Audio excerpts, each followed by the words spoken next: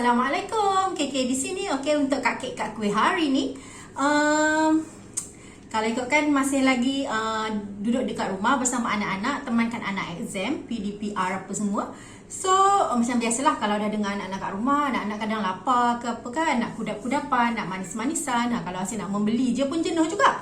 So, untuk hari ni KK akan ajar korang buat satu manisan yang mudah dan ringkas dan lebih bersifat tradisional.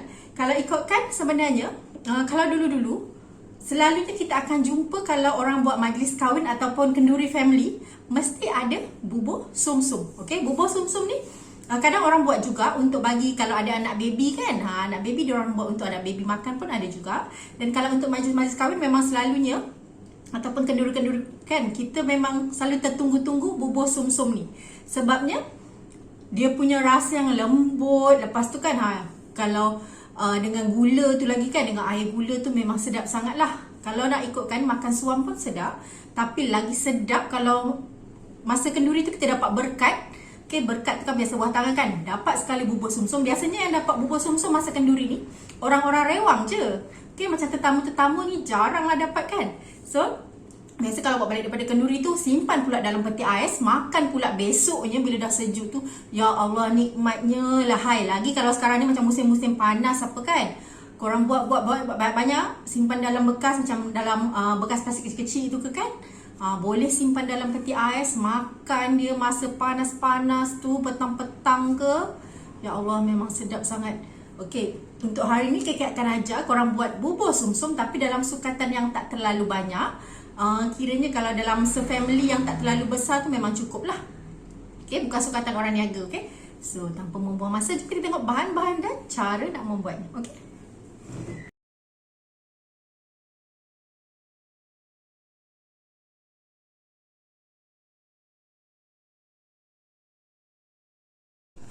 Okay, dekat sini kita ada satu cawan tepung beras, tak kisah je nama apa.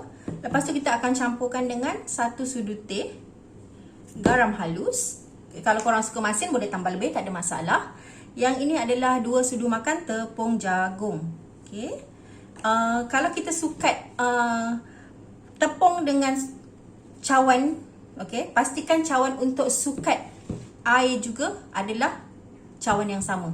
Bukan air lah, dekat sini saya pakai santan. Okay, kalau kita nak lemak kita pakai santan. Kalau pakai santan terlalu pekat tu, boleh tambah air sikit, tak ada masalah. Tapi sebenarnya bubur sumsum ni dia lagi lemak, lagi sedap. Okay, dekat sini santan dia adalah 4,5 cawan. So kita akan masuk sikit-sikit untuk larutkan dia dulu. Kita tak nak dia jadi berketul nanti. Dia berdentum dengan saya punya periuk. Okay, kita boleh whiskkan dululah. Kalau ikut cara pemalas saya nak cepat, apa-apa hal saya nak sebatikan adunan, saya semua masuk blender. Okay, tapi ni sebab nak tunjuk kat korang kan, jadilah kena slow motion macam lembab-lembab macam tu kan. Okay, kita tambah lagi kita punya santan. Okay. Pakai santan kotak pun tak ada masalah. Okay, tapi kalau pakai santan kara tu terlalu pekat. Okay, jadi korang boleh gantikan setengah santan dengan setengah air. Sebab ramai orang suka pakai santan kara kan, sebab pekat.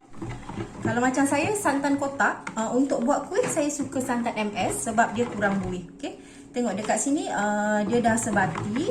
Okay, ini adalah salah satu teknik untuk mengelakkan dia berketul. Okay, memudahkan dia larut. Kita campurkan adunan tepung dengan santan ataupun bahan cecair sedikit demi sedikit. Kalau kita terus campurkan tepung dengan keseluruhan santan, ada risiko kita punya adunan tu tak sebati sebab ada ketulan. Jadi kita akan bancuh dia jadi macam paste, baru kita tambahkan lagi dia punya santan. Okay, ataupun cecair lah. Okay, ni dah okay. Okay, kita sediakan periuk kita. Adunan ni kita perlu masak, kita tak perlu nak kukus-kukus ke apa. Buatnya memang sangat mudah. Okay, dekat sini saya masukkan daun pandan. Yang ni tadi adunan yang kita pekat tadi tu kita tuangkan. Okay. Lepas tu kita akan masukkan santan lah. Keseluruhan santan tadi 4,5 cawan ya. Okay, kita tuangkan santan kita. Ni kita akan masak sampai dia jadi pekat dan likat. Okey. Sampai dia kental. Okey, nanti saya tunjuk macam mana bila dia dah betul-betul kental. Kita pakai api yang tak perlu terlalu besar. Kita boleh pakai api kecil sahaja. Jangan lupa kacau-kacau nanti dia punya bawah hangit pula. Sebab kita pakai banyak santan. Kalau api besar, lagilah dia mudah hangus. Okay, kalau pakai air kosong lain cerita kan. Tapi memang sebab adunan ni ada tepung semua apa kan. Memang kalau kita tak kacau, dia mendaplah ke bawah hangus. Okay. Kita akan kacau hingga adunan ni betul-betul kental. Dan dia punya tepung tu ada letup-letupan lah. Okay. Kalau ikutkan adunan ni, kalau korang nak dapat bubur sumsum yang lembut, korang perlukan bahan cecair tu lebih lah. Kalau macam tepung banyak, bahan cecair tu sikit, dia akan jadi keras. Okay. So nampak ni dia dah mula berkilat. Kita akan masak sampai dia meletup lah. Okay, adunan kita dah semakin pekat. Dia likat dan berkilat, nampak tak? Mungkin korang tak berapa nampak kot dia berkilat-kilat kan. Tapi memang dah mula pekat. Kita akan tunggu sehingga adunan kita ni ada letup-letupan. Bermaksud dia punya santan dengan tepung tu dah masak dah. Okay. Dan kita bila dah meletup tu, kita akan biarkan dulu sekejap. Bukan nak tengok, nak tunggu macam ada beberapa kali letupan lagi lah, baru kita matikan. Okay. Tunggu dulu. Dia dah pekat dah ni. Makin lama dia makin kental tau. Okay, nampak tak ada macam letusan-letusan. Dia bukan gunung berapi tau, tapi dia macam itulah dia yang meletup-letup tu kan. Mendidih, macam nampak macam mendidih meletus-letus tu. Kan? Kalau macam tu, kita teruskan kacau sehingga beberapa waktu lah. Okay, kita nak pastikan betul-betul adunan ni masak. Okay, kalau ikutkan, kalau dah tak sabar sangat boleh je, tak ada masalah. Tapi saya biasa kalau nak menguji adunan, macam saya buat nona manis ke, ataupun saya buat kolej kacang sekalipun, bila saya nak tahu adunan tu masak ke tidak, saya akan tengok sampai dia ada letusan-letusan tu lah. Okay. Bila dah ada letusan tu, saya akan tunggu sekejap sambil saya kacau-kacau. Lepas tu baru saya tuang dalam saya punya loyang ataupun acuan. Macam tu lah. Okay, yang ni dia dah meletus-letus dah.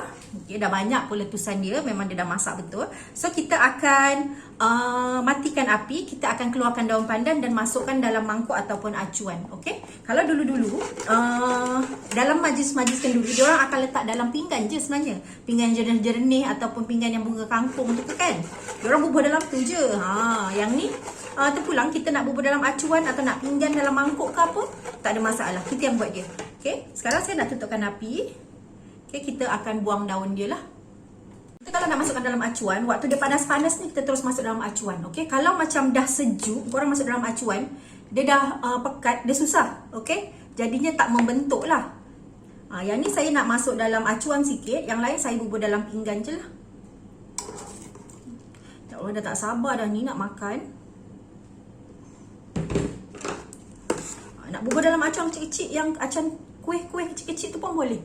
Okay, tak ada masalah. Tak nampak pula korang kan. Aku ni syok sendiri dah jadinya. Okay, saya siapkan acu-acukan dia. Nanti kita bagi dia sejuk. Lepas tu kita masak air gula dia kan. Sementara nak tunggu dia sejuk.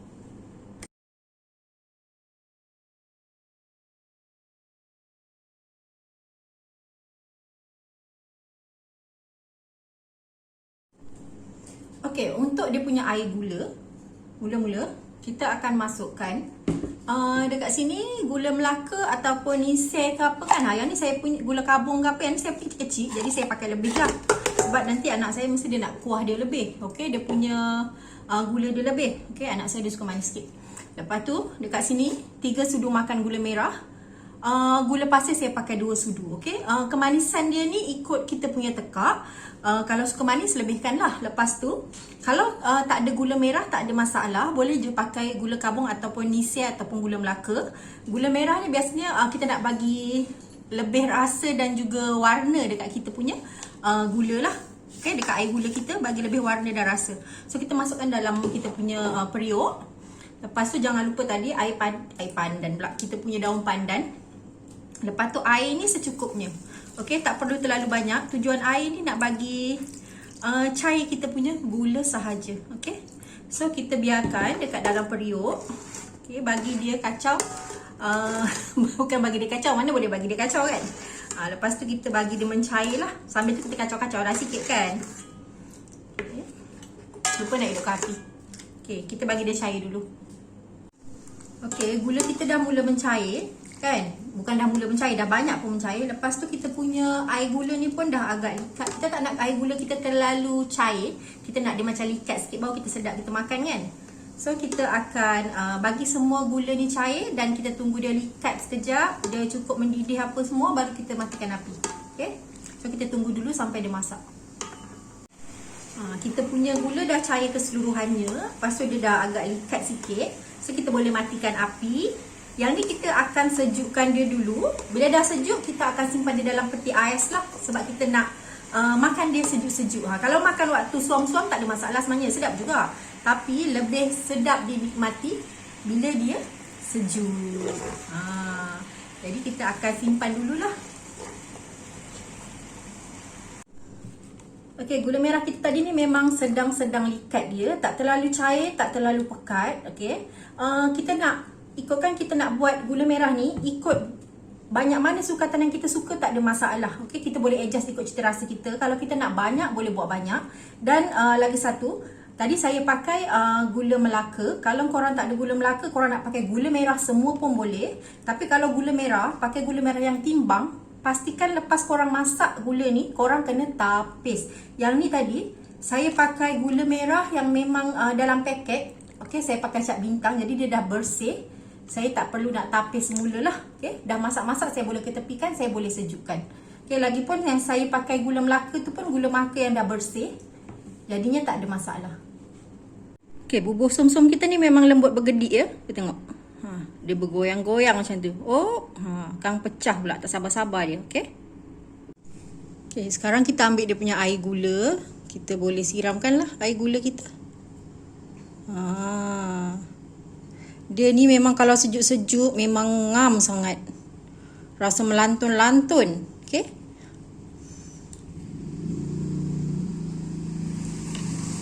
Ya Allah, senang sangat kan kita buat dessert hari ni. Kodek, pak, masuk dalam bekas. Kalau macam ikutkan, kalau masa zaman dulu-dulu orang kenduri, kan biasa ada pinggan-pinggan tu kan, pinggan-pinggan bunga kangkung ke yang jernih tu ke. Dia orang tuang je dalam pinggan-pinggan tu. Lepas tu nanti nak hidang, tinggal siram je air gula. Kalau macam bila kenduri kahwin untuk orang rewang tu, dia orang isi dalam bekas plastik. Okey, yang bekas tahu fufa ke apa kan. Nanti bagi sekali kuahnya di dalam plastik, bawa balik rumah, makanlah kat rumah. Ni kita nak tunjuk tadi hasil yang dah siap. Okey, dekat sini sebab tadi saya pakai acuan. Lepas tu acuan tu saya silap sebab saya terlalu letak banyak dekat bahagian tengah. Jadi bila saya terbalikkan, dia bagi tekanan dekat tengah, dia akan pecah ke tepi. Tapi kalau macam ikutkan, dah cantik sangat lah ni. Okey, memang sangat lembut. Tadi saya pun dah tunjuk dia goyang-goyang kan. Ya Allah, tengok-tengok kita celuk dia dengan air gula dia. Bismillahirrahmanirrahim. Allahu Akbar. Syurga dunia. Ni ya, kalau macam ni, semangkuk ni boleh makan seorang sejuk-sejuk macam ni.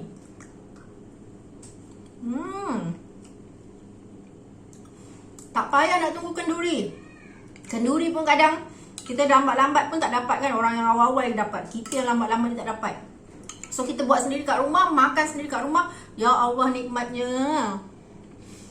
Dia punya tepung memang cukup lemak, lembut. Lemak masin dia semua ada. Cukup. Lepas tu dia punya kelembutan tu memang just nice. Dia tak keras. Dengan air gula dia. Ya Allah. Dah terliur pula korang. So jangan lupa korang mencuba. Okey, sekian dulu untuk hari ini. Assalamualaikum. Bye.